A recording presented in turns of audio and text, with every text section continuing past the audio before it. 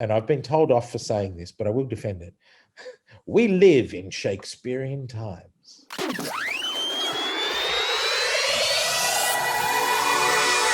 Tell me a little bit more then about that difference between, I guess, history like then and now. What are those kind of, like we sort of touched a little bit on it, but I know that you've got more to say on that. So tell me a little bit more about that. Not a historian, caveat, not a historian, just an actor. Well, one of the things I find really fascinating, and I've been told off for saying this, but I will defend it. We live in Shakespearean times, right? I don't disagree. What do I mean by that? You do disagree? I don't. Oh, you don't? And I mean, agree. You know, you can take any two periods in history and go, oh, look, there are similarities. So that's not quite what I mean. What I mean by that is if you look at culture, I guess, culture, politics, just humanity now and humanity in Shakespeare's time, compared to the centuries between, these two are more similar.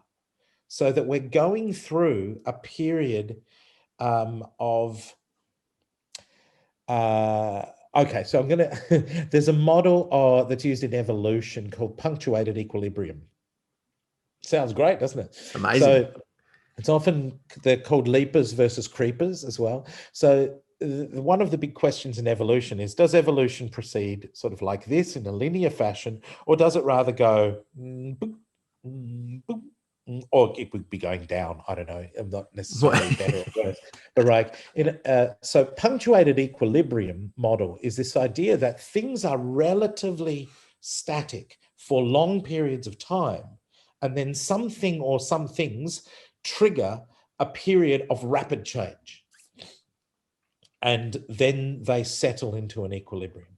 And this came up, I first encountered this when I was looking at linguistics, at language change, because there's a model of language change that was used to kind of, it's called lexicostatistics. It's used in historical linguistics, and it allowed them to do things like reconstruct Germanic, which is the ancestor language of English, Dutch, German, Frisian, and the Scandinavian languages, and even Indo-European, which goes back, it's only 6,000 years ago, right? But it basically covers almost all of the languages from Ireland to northern India, right? Including Iran, you know, and all the way up to Iceland. I say almost all, there's a couple of exceptions in there, Finnish and Hungarian. Turkish is an exception, and Basque, they're exceptions. But all those other languages seem to have descended in the last 6,000 years. And most of the changes happened not in the last 1,000 years either. So it was the 5,000 before that, right?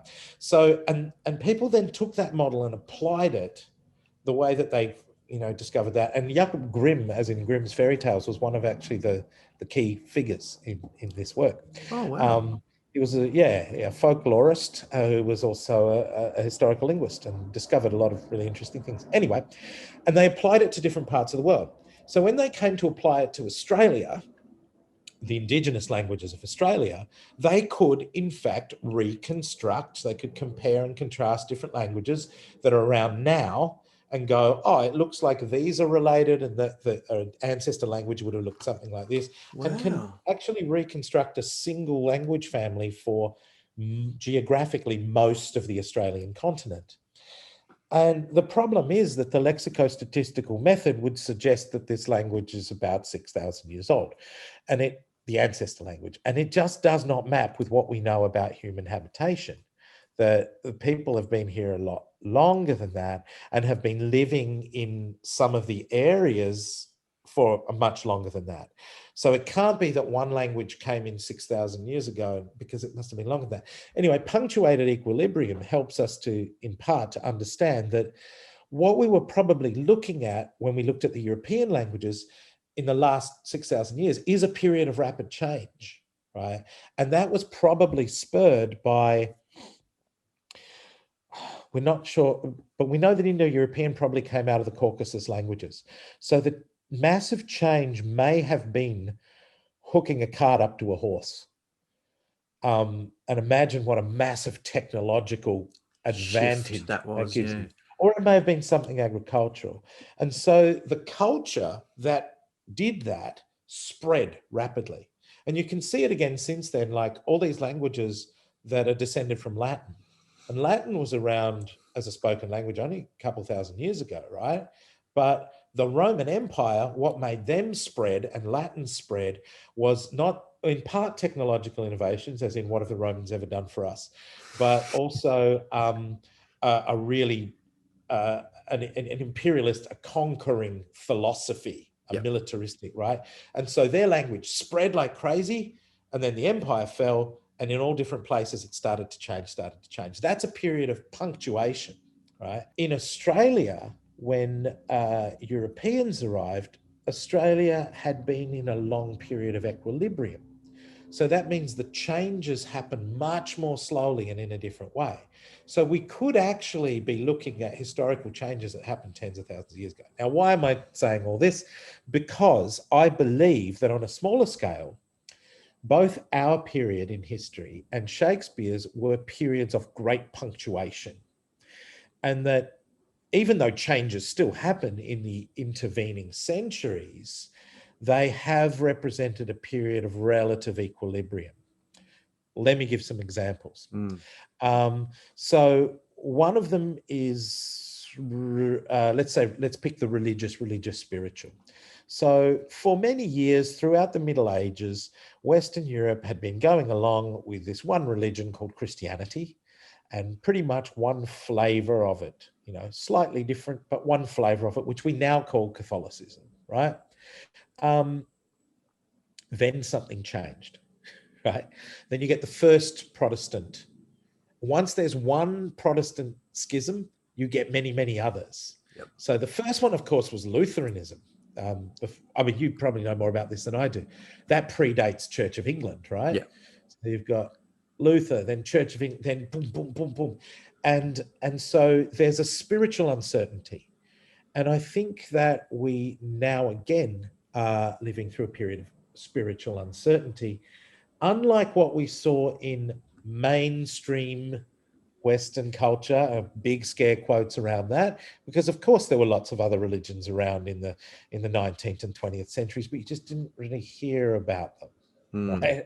So, but I mean, I always think of the image of the 1950s as this period where everyone was pretty sure about the right way to live.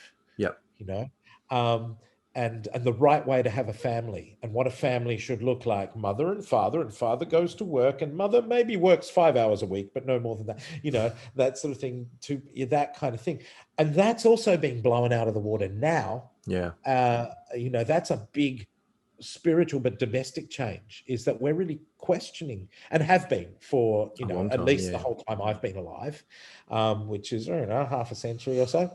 So another thing, and maybe this actually caused the religious, or assisted, I should say, the religious spiritual change in Shakespeare's time, massive technological revolution, printing press. Yeah. So the printing press, the first printing press in London, and in fact, the arrival of the printing press usually for historians marks the end of the Middle Ages.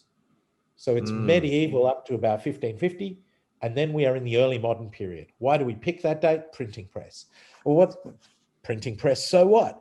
Well, the printing press, before the printing press, if you wanted, first of all, if you could read. Yeah, it's a pretty big deal.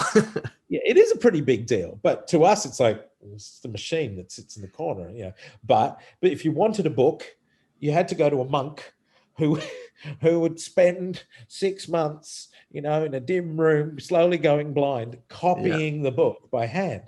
Printing press, you get 500 copies in a week. Yeah. Modern printing press, more than that, right? Also, it meant that you could get things in different versions. Our equivalent of the printing press, of course, is the internet. Yeah. Right. So access to information and big explosion. So after the printing press, there was this big explosion in information, but then the accessibility to information, not that it stayed static, but it changed very slowly. So we attempted to get more and more people into education and so on, but it was the printing press that made all this stuff possible. Now the internet it's another explosion of information. Of course, now our challenge is to tell reliable information from unreliable information. But, you know, that's always been a problem to some extent. So education, there was a massive revolution in education at the time of Shakespeare. A lot of the classics had finally been translated into English. And the printing press made their dissemination possible so that people could read Homer, they could read Ovid, they could read the Arabian Nights in their own language, if they could read. And about half of London could read in Shakespeare's time, which isn't too bad. Also the Bible. Yep. And then we know that the first poor sod who translated the Bible into English was burned at the stake for his troubles, right? John Wycliffe. So that was a few hundred years earlier. It's like, no, it's got to be in Latin, burn him. But by Shakespeare's time, everything was being translated into English. There were other translations, but King at the time, King James, said, we're going to have an authoritative translation into the vernacular. And that was around Shakespeare's time. And suddenly, and this assisted the spiritual revolution, because you could read the word of God in your, and that in itself, the fact that you can have a single authoritative translation, sure, that's problematic too. But at the time, it was like, good enough for the king? If English was good enough for Jesus, it's good enough for me, right? So if people would read it, they'd go to church and the priest would say, and the good book saith blah, blah, blah, blah. And people could go home and go, yeah, it does say that, but you didn't read the next line, which contextualizes it. Yeah. Or, yes, it does say that, but your interpretation of it is not the only way to interpret this. You know, suddenly people can, before that, you went along, and if the priest told you the Bible said X, then it did. There was no way you could find out. It was in Latin anyway, even if you could get your hands on it, right? So, so this then, and our equivalent of that, I think, is also with the internet. I mean, automatic translation isn't quite where people would like to think it is, but this exchange of ideas and not needing to necessarily go through an academy of sorts to access those ideas, for better or for worse. I mean, one of the things it leads to is these madcap conspiracy theories, right? But there were also those things around in Shakespeare's time. Travel.